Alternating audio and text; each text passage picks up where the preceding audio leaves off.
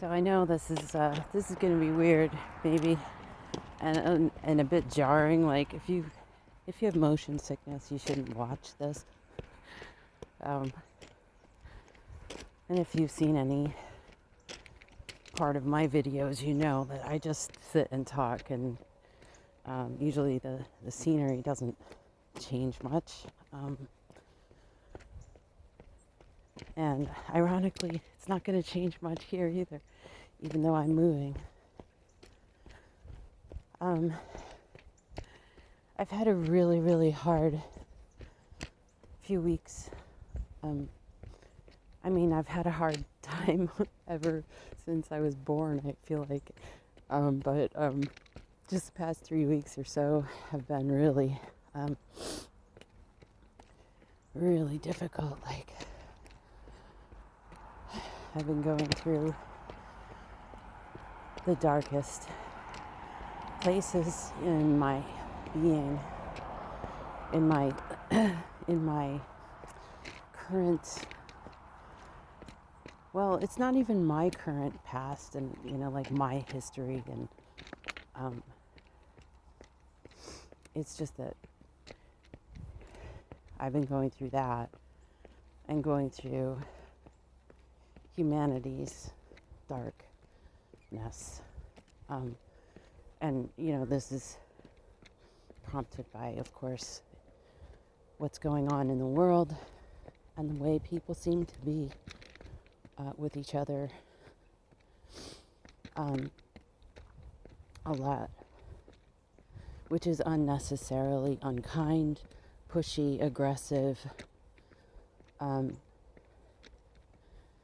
just mean for no reason. But, I understand that we live in this fucking, we live in interesting times where the center no longer holds, none of the societies, cultures on this earth have a center anymore, with perhaps the exception of indigenous peoples who have, through great struggles, fought to hold to the center, even though, like, all of us have done our very best to wipe them completely off the earth and everything else, really. I'm sorry to put human beings in such a horrible light, and in fact, oh shit. Oh, okay. I'm a little spooked. It's very gray, or very foggy, as you can see.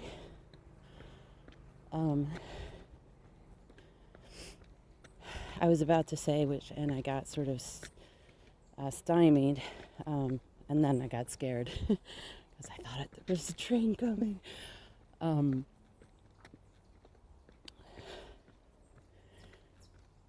forget exactly where I was going, actually, except that we've done our best, at least the white European races, peoples have done their best to dominate this earth and beat it and rape it into submission, and has, damn near succeeded. And so, my darkness taps into all of that. And then it taps in, of course, to I'm going to get on the other side. You have to watch where you have a place to run. Do you have a place to run? my darkness taps into my immediate family darkness, and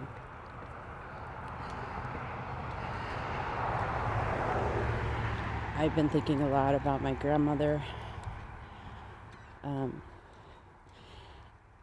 partially because I have these pictures up on my, like when my computer is in like sleep mode or locked mode,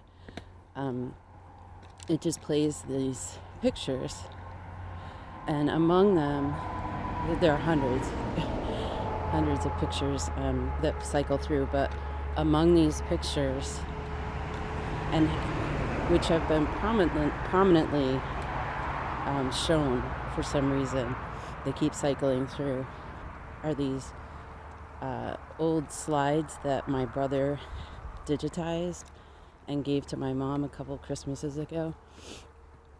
And it's all these old pictures, primarily of my mother's college graduation, in which was a beautiful place, surrounded, a lovely Ivy League sort of school, minor, just good private liberal arts school in the Northeast. And those photographs are peppered with these very blurry pictures of my mom, and her face is just devastated because she's broken up with the man she loved for irreconcilable differences. And so there are those photographs, and my grandmother, of course, is in those as well. And then this, I guess, a couple of different trips that my grandparents took. One to Alaska, and one to, like, on this caravan where everybody like got their RVs, and they put them on a train, and the train went down to Mexico. And then, of course, they got to unload their RVs and travel around Mexico to their heart's content. And then an Alaska trip. And then there are a few photographs. It must have been a Mother's Day or an Easter or something like that, of like all these little not portraits, but like my family taking, posing in front of our old house in Cerritos, California. And I was like, I don't know, 9 months old, 6 months old, still a babe in arms. So, and then some serious baby pictures, which, is very precious to me, because like all of our family photographs got destroyed in a flood, a basement flooded. Anyway, the point is that I've been looking, these photographs have been sort of cycling on my computer, and I've been thinking about my grandmother, and especially over the past 3 weeks or so, I've been having such a difficult time and feeling so rotten, so rageful, and just the self-loathing all coming up, and just awful blackness, and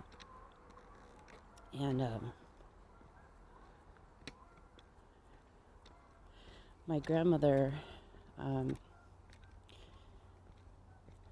and I have a birthday a week apart. Hers is November 21st. Mine is November 28th. And So there was always sort of a special bond with her. I felt like, she seemed to feel too. And plus, because I was a girl, I was the only girl. And apparently girls were very scarce in my father's family for the past, I don't know, like many generations. And this generation produced many girls in my father's family. 3 brothers. My father and his 2 brothers all had girls. But so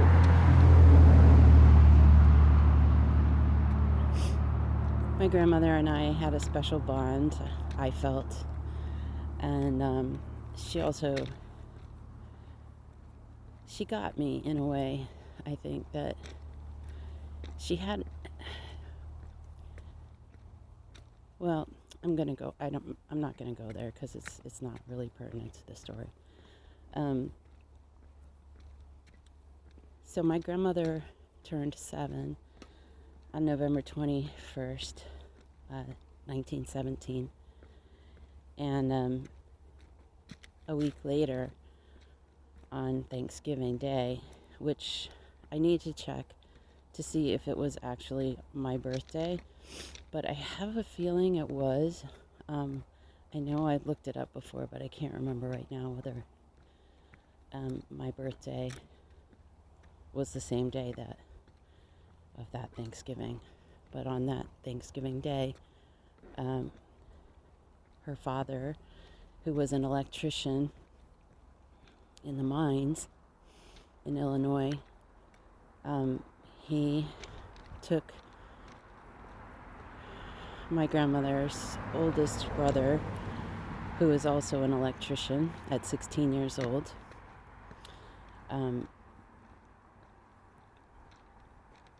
took him into the mines to work on something, and there was an explosion, and they were both killed.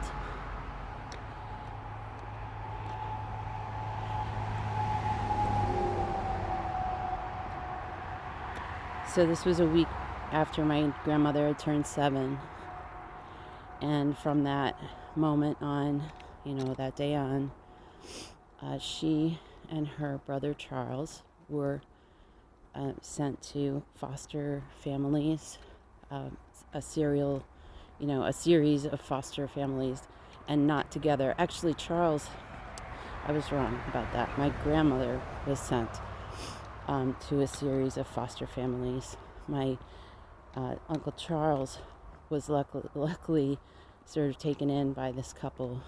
I think they had a farm, and so he had a stable upbringing, so to speak, at least compared to my grandmother. And the reason I know all of this, I kind of know it in detail because when I was about 21 or 22, I asked her if she would write her life story, and she did. She wrote it longhand, and it's a mysterious document because she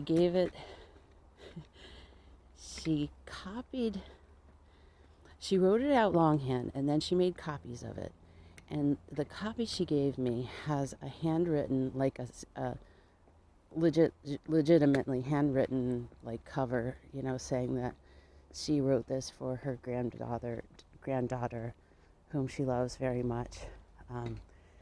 And then the first few pages are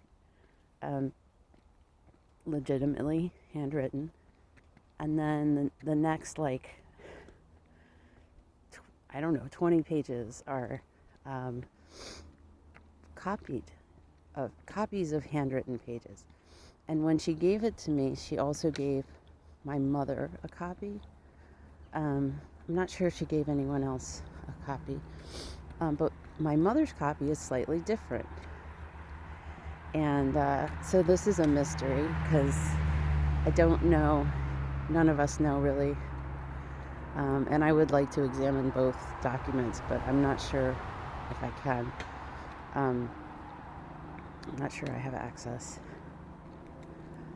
Anyway, that's beside the point.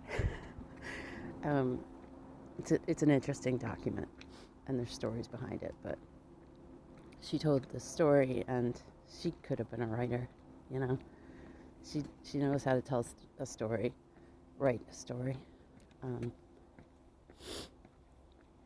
So she had this happen, and it like completely changed her life at a very young age.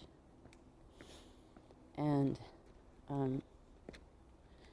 from all the things that I've been through,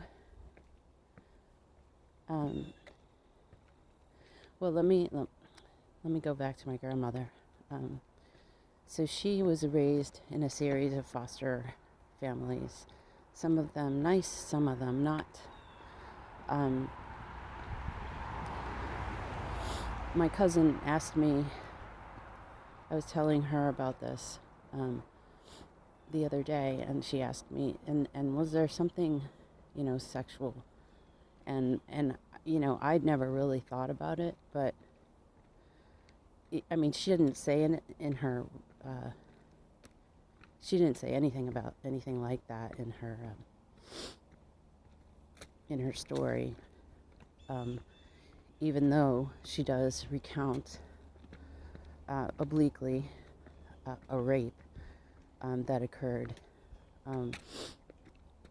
when she was in nursing school, because as soon as she was old enough to go to nursing school, that's what she did.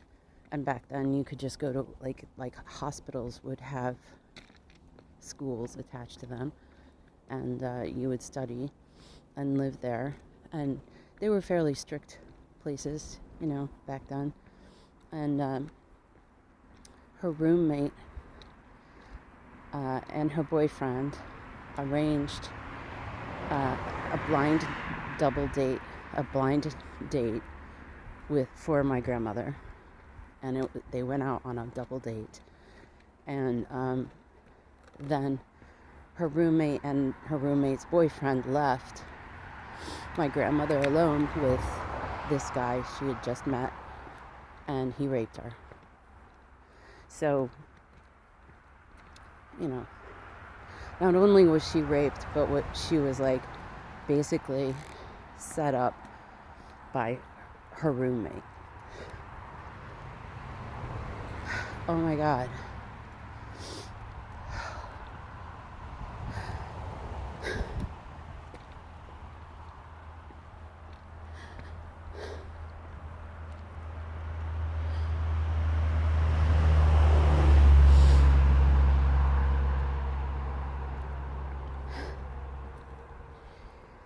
And it's just stories like this that, you know what has gone on in this world. And for all of for all of the slings and arrows that this world has thrown at me, I know I have not experienced a fraction of the depth of depravity and darkness that humanity has engaged in over the past millennia.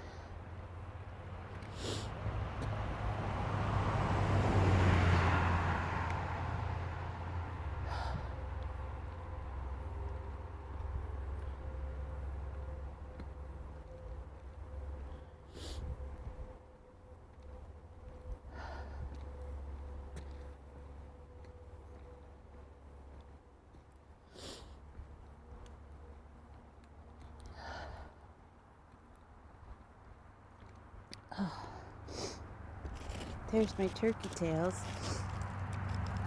Those beautiful turkey tails.